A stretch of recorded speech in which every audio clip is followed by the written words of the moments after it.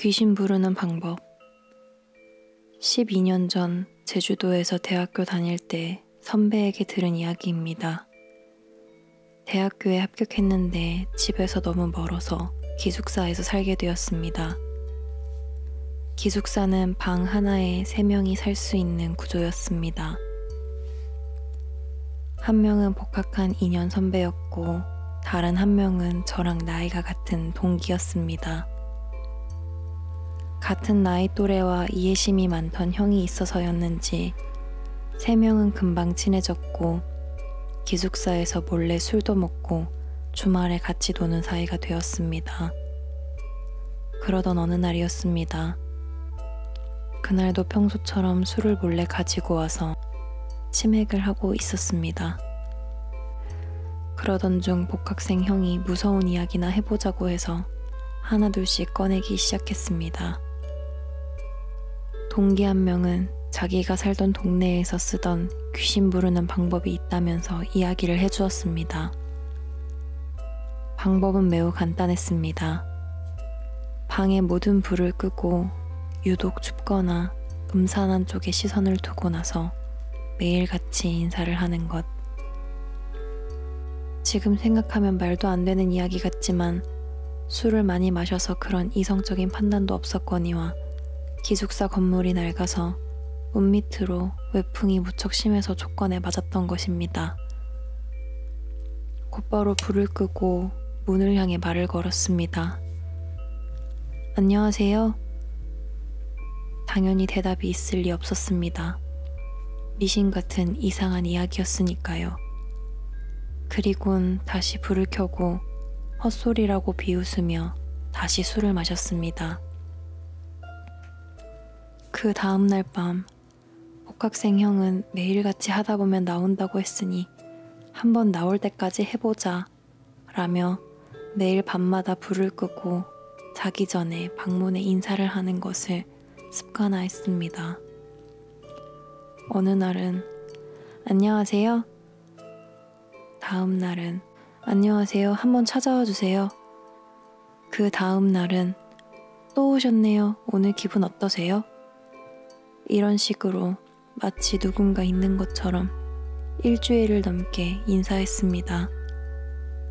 그러던 어느 날 복학생 형이 갑자기 얼굴이 상기되며 저희에게 말했습니다. 나 귀신 봤어. 문 건너편에서 인사를 먼저 해왔다는 것입니다. 평소 장난이 많은 형이라 우리에게 장난치는 것이라고 생각했습니다. 하지만 형은 무시당한 거라고 생각한 모양인지 버럭 화를 내며 저희에게 실망했다고 하더군요. 그 다음 날부터 형은 새벽마다 방문을 향해 대화를 하기 시작했습니다. 저희하곤 말도 안 하면서 문을 향해 소곤소곤 말하더군요. 장난이 너무 지나친 것 같아서 무슨 말 하는지 궁금해서 눈을 감고 누워서 자는 척을 했는데 뭐라고? 재현이가 아직 안 잔다고? 그 말을 듣는 순간 심장이 철렁 내려앉았습니다. 그 말을 남기고 형은 일어서면서 제가 자는 곳에 눈을 돌렸던 모양입니다. 하필이면 저도 그때 눈을 떠서 서로 두 눈이 마주쳤고 형은 마치 원수를 보는 것처럼 한동안 째려보더니 휙 하고 나가버렸습니다. 다음날 어제 있었던 일을 먼저 잠들었던 동기에게 이야기했습니다. 동기는 덤덤한 성격이라 복학생 형이 취업 준비로 스트레스를 받아 그런 것이니 신경 쓰지 말라고 했습니다. 하지만 같은 방에 있는 사람이 기이한 행동을 보이는데 어찌 신경 쓰지 않을 수 있을까요? 정말 스트레스 때문에 헛것이 보이고 헛소리가 들리는 건지 아니면 오기로 저희를 속이려고 장난을 치려는 건지 점점 알 수가 없었습니다.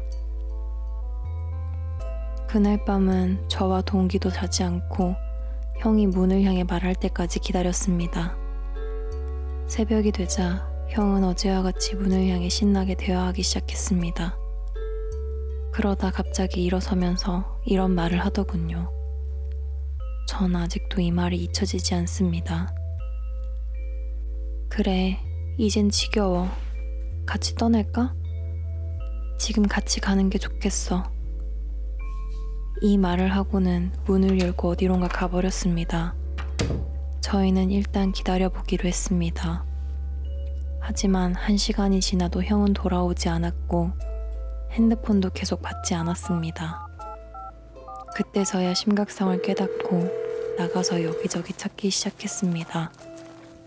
기숙사 여기저기를 찾다가 결국 포기하고 경비 아저씨에게 이야기를 했습니다. 아저씨는 심드렁한 표정으로 스트레스 때문에 잠깐 나갔다 온 것일 수도 있으니 아침까지 기다려보라고 하더군요.